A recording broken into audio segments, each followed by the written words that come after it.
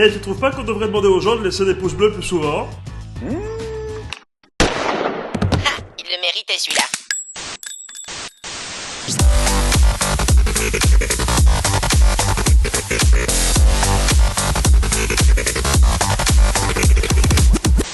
Ah, le printemps est là, le soleil est de retour, et c'est le retour des beaux jours. Et du côté de Honfleur, un quinquagénaire a décidé d'en profiter. Accompagné de son neveu, il décide de se poser seul dans l'herbe pour profiter des bonnes vitamines que le soleil a à lui offrir. Et...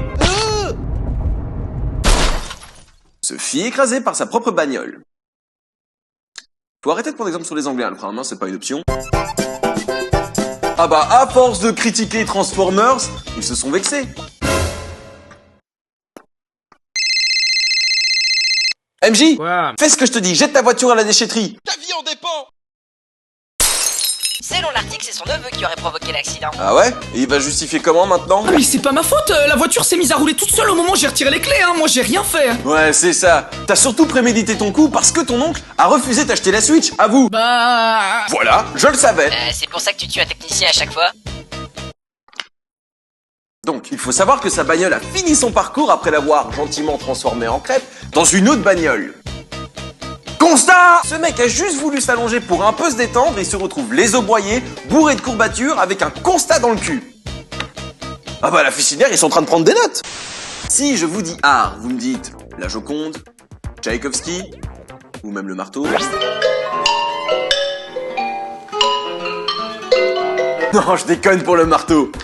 En fait, pour tout ce qui touche à Boulez. Et si je vous dis bac à sable, vous me dites château de sable, enfant. Marc Dutroux. Oh! Eh bien, si on mélange les deux, ça donne ça. Bah dis-le, ça donne quoi? M'oblige pas à le dire. Une œuvre... T'as attardé! C'est notre public niçois qui va être content. Yves Klein était un artiste qui se basait essentiellement sur le bleu pour confectionner ses œuvres. Il y a même une nuance de bleu qui porte son nom. Bonjour, je suis Yves Klein. Durant mon vivant, j'ai créé plein d'œuvres d'art que vous pouvez aller admirer dans des musées. Mais pas que. J'ai aussi confectionné quelques objets du quotidien que vous pouvez voir un petit peu autour de vous. Comme par exemple ce classeur. Ah ouais, au fait, je touche des royalties dessus. Ou avec la ville de Londres, j'ai récemment travaillé pour créer ceci. Il paraît que ça marche plutôt bien actuellement, je sais pas pourquoi. Et comme je m'inquiète énormément à l'écologie, ma dernière création, c'était ceci. Et plus récemment, YouTube a décidé de lui rendre hommage en permettant à ses utilisateurs de s'exprimer à travers la vision artistique de Yves Klein grâce au fameux... Il y a même une galerie consacrée à lui.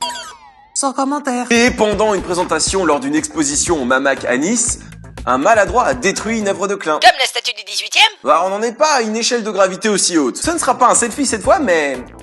2 pieds... en plein dans son bac à son œuvre d'art. Et quelle idée aussi de faire une présentation dans une pièce où 60% de l'espace praticable est envahi par une zone interdite. Bonjour et bienvenue, la présentation va bientôt commencer, je vous en prie prenez place, faites juste attention de ne pas marcher sur l'œuvre d'art qui est en plein milieu de la pièce. Mais ça représente quoi toute cette poussière dans ce bac? Eh bien c'est en commémoration de la Seconde Guerre mondiale. Beaucoup de personnes ont contribué à cette œuvre.